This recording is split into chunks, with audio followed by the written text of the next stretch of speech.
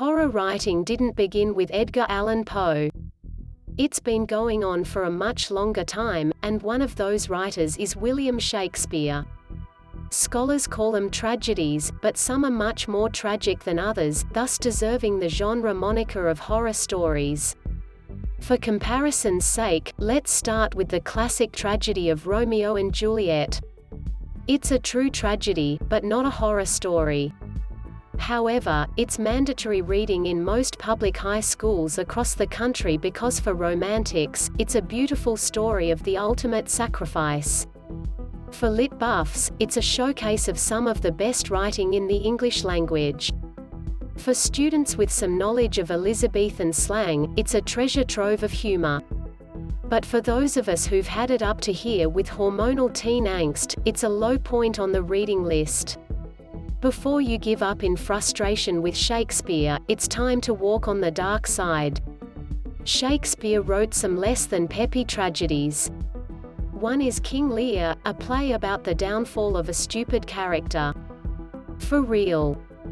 Not only does he ruin his own life, he takes down 8 other major characters with him. It all starts when King Lear takes his 3 daughters aside and asks them to tell him how much they love him. The first 2, who loathe their father, wax poetic about how great he is to stroke his ego for the money in it, because self-important kings love that. The third daughter, who actually loves her dad, refuses to belittle her feelings by playing some stupid game.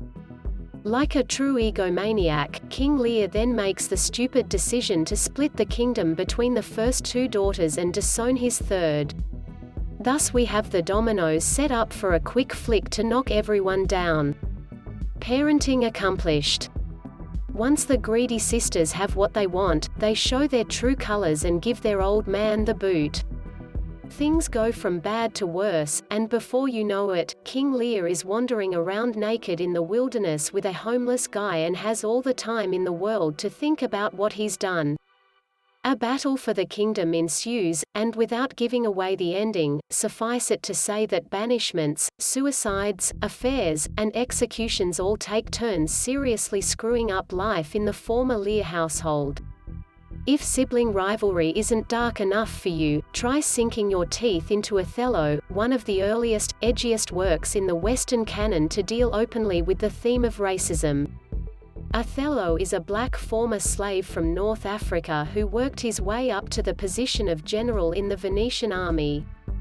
The Italians are just fine with him risking his life for their country, but as soon as he marries Desdemona, a white woman, everyone decides that all of a sudden he's some kind of monster for daring to have a mixed marriage. With the skill of Stephen King, Shakespeare then proceeds to destroy everyone's lives.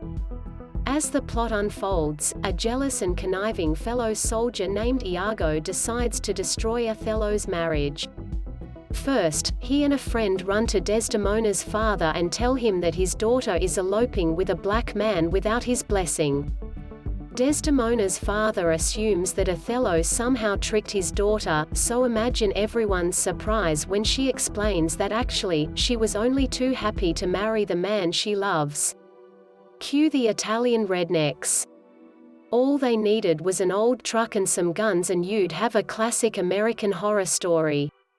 Shakespeare didn't have those plot devices, so it's on to plan B. Iago decides to really hit below the belt by convincing Othello that Desdemona is having an affair. That way, when Othello reacts angrily, everyone's hatred and fear towards him will seem totally justified within white society. Through constant, escalating manipulation, Iago manages to push Othello into a violent rage. All he needed was a hockey mask like Jason. Finally getting their I told you so moment, the Italians are satisfied. Except, all the people who are dead or wish they were. So if dying in the name of love in the manner of Romeo and Juliet isn't your cup of tea, there's always dying as a result of other people's stupidity or hatred. After all, no one gets his tragedy on like Shakespeare. If you learned something new about the Bard in this video and discovered he's not all West Side Story, please click that like button and subscribe to the channel with notifications turned on so you don't miss what's coming next. Thank you.